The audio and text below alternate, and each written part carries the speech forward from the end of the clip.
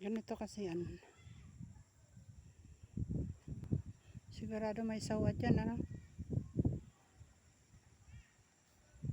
So, kung sabagay, makakuha pa nilang saging pag namumunga. Sungkitin. Pero paano yung nasa ilalim? Paano yung mga kahoy doon? Sabagay, hindi ko na problema yon.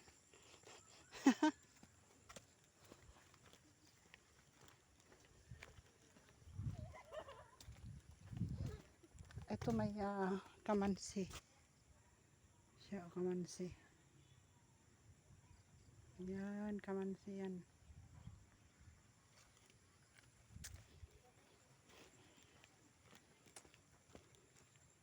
Ito sa baba, kanina sa taas.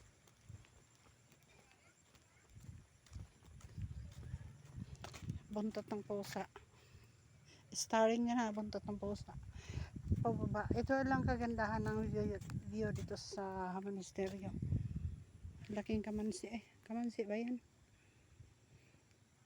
Ang gaganda ng ano no. Ang gaganda ng view doon. Yan. Pero wala siyang bunga ngayon.